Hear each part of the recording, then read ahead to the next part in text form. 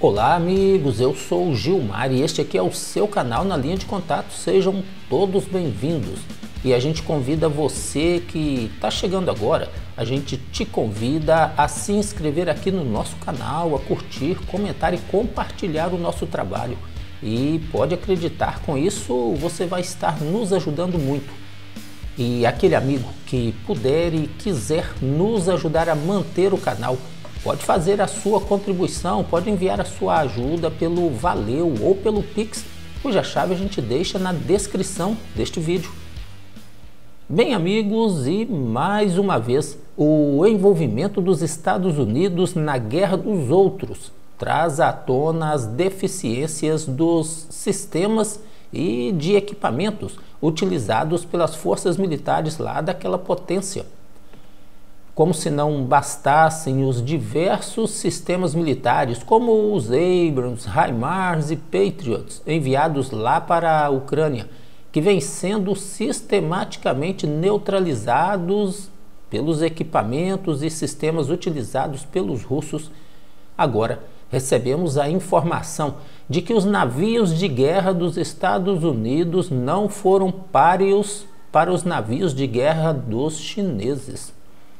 Em uma matéria publicada no dia 22 de julho de 2024, o site da revista Military Watch Magazine disse que, em meio ao crescente envolvimento dos Estados Unidos, dos militares dos Estados Unidos, nas disputas entre os chineses e os filipinos, por algumas ilhas, disputas essas por algumas ilhas lá no mar da China Meridional, as marinhas do Exército de Libertação Popular da China, comumente denominado como PLA ou PLA, e a Marinha dos Estados Unidos se envolveram recentemente em uma intensa batalha de guerra eletrônica, isso mesmo, uma intensa batalha de interferências em sinais eletrônicos. De acordo com o site da revista Military Watch Magazine, essa informação foi dada por fontes relacionadas aos militares dos Estados Unidos. Essas fontes disseram que o confronto, segundo essas fontes, o confronto empregando sistemas de guerra eletrônica aconteceu em uma área ao norte das Filipinas e duraram em torno de 12 horas. Durante os ataques eletrônicos, os navios dos Estados Unidos enfrentaram graves problemas de interferência em seus sistemas, como as telas de seus monitores cheias de estáticas e uma grave perda, uma perda total, segundo a revista, uma perda total do acesso ao sinal da rede de GPS. Esse sinal de GPS foi totalmente, segundo os dados da revista, foi totalmente bloqueado pela interferência, pela guerra eletrônica chinesa. O Military Watch Magazine afirma que, devido à incapacidade de os navios norte-americanos continuarem o confronto, eles optaram por se retirar da área. Esse site diz ainda que, depois de se avaliar os resultados do confronto, chegaram à conclusão de que os sistemas de guerra eletrônica da Marinha dos Estados Unidos estão aí pelo menos uma geração atrás dos sistemas empregados pela Marinha chinesa. Esse confronto destacou a obsolescência de boa parte dos navios da Marinha norte-americana quando comparados aos navios da Marinha da China. Em média, os navios chineses, os navios da Marinha Chinesa, são décadas mais novos do que os navios de guerra dos Estados Unidos, pois a maioria ou a maior parte desses navios lá dos chineses foram comissionados lá no final da década de 2010, enquanto que parte dos navios mais amplamente utilizados pelos Estados Unidos, os destroyers da classe Arleigh Burke, foram comissionados no final da década de 90. O confronto também levantou preocupações relacionadas às capacidades de construção naval e da indústria dos Estados Unidos de desenvolverem sistemas de guerra eletrônica capazes de fazer frente aos mais novos sistemas dos russos e dos chineses. A gente tem informações aí de diversos sistemas de munições relativamente novas, modernas, dos Estados Unidos, sendo bloqueadas, sendo parcialmente neutralizadas pelos sistemas eletrônicos, pela interferência eletrônica da Rússia, lá na Ucrânia. Agora essa informação sobre os navios bloqueados, navios norte-americanos bloqueados eletronicamente por navios chineses lá no Mar da China. Nós temos agora um outro assunto que gerou uma certa preocupação pelos americanos, dos americanos. Trata-se do sobrevoo realizado por 4 aeronaves, 4 bombardeiros estratégicos, 2 dos russos e 2 chineses. O Ministério da Defesa da Rússia publicou um vídeo, agora recentemente, mostrando a decolagem e o desenrolar de uma missão realizada pelos bombardeiros estratégicos H-6 da China e Tu-95 da Rússia. Os chineses também publicaram algumas imagens dessa missão, dessa patrulha realizada por essas 4 aeronaves de longo alcance. O vídeo dos russos mostra 2 bombardeiros estratégicos russos H-6 e mais 2 bombardeiros estratégicos, aliás, os 2 H-6 bombardeiros chineses e 2 bombardeiros Tu-95 Bears voando por uma zona de identificação de defesa aérea da OTAN, denominada por eles como ADIS, região essa, zona de identificação ao redor do Alasca. Existem áreas em que a OTAN, os Estados Unidos, assim que detectam a chegada de alguma aeronave não identificada, ou quando são aeronaves chinesas ou dos russos, eles enviam caças para identificar visualmente essa aeronave. É demonstração de força, né? E tá certo, podem ser um ataque surpresa, sei lá. Então, são chamadas essas áreas de zona de identificação de defesa aérea.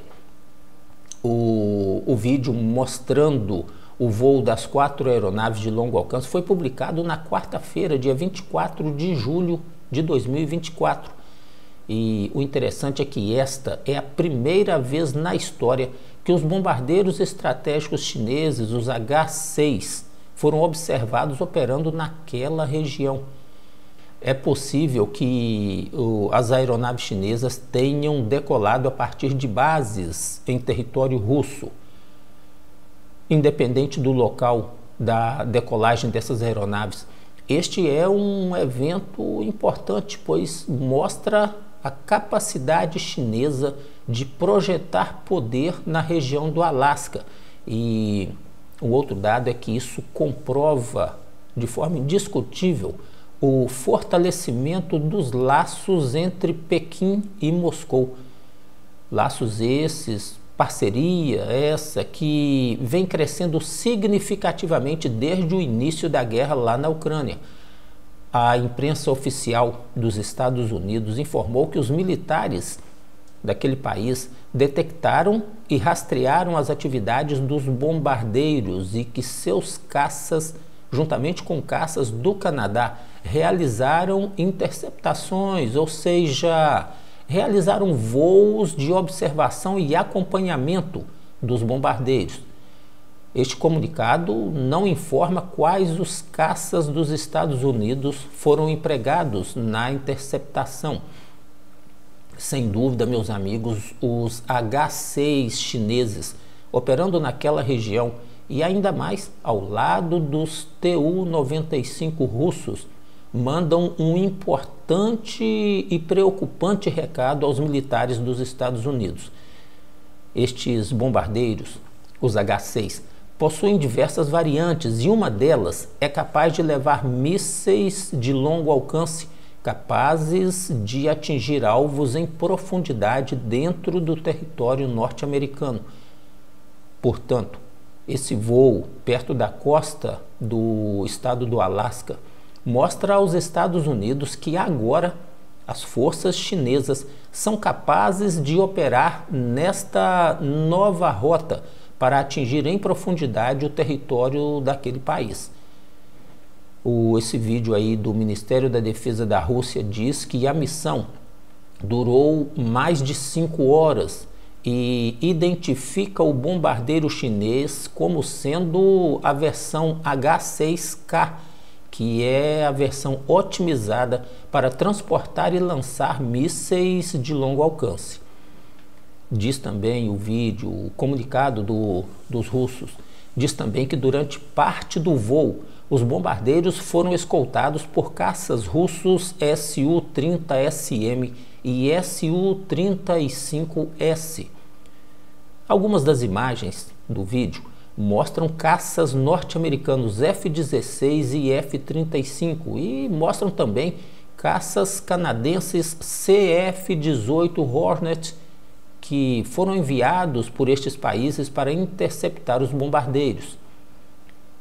Eu particularmente no início do vídeo acreditava que os F-22 foram empregados na interceptação, mas ao que tudo indica, não foram. Foram os F-35, os caças furtivos, que participaram dessa missão de acompanhamento dos bombardeiros.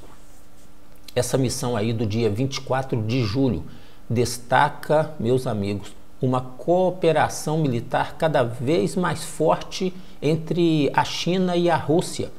Cooperação essa que vem aumentando desde que a OTAN, a Europa e os Estados Unidos implementaram sanções extremamente agressivas aos russos devido à sua guerra na Ucrânia. Como a gente pode observar, estas sanções lá dos Estados Unidos e dos seus aliados, as ações, aliás, dos Estados Unidos e dos seus aliados lá na Ucrânia e na Europa, visando enfraquecer a Rússia e também suas atividades ameaçadoras nas proximidades da fronteira da Rússia e da Coreia do Norte, bem longe de casa, né? Empurraram estes 3 países para uma aliança estratégica que acabou por se tornar mais uma ameaça e fonte de preocupação para os próprios Estados Unidos. As ações dos norte-americanos forçaram estes países a se unirem contra um adversário comum. Parece que essas sanções, as atividades dos norte-americanos é um típico caso em que o feitiço está virando contra o feiticeiro. Bem, amigos, é isso aí, nós vamos parando por aqui. Obrigado pela sua paciência, pela sua excelente companhia e até o nosso próximo vídeo.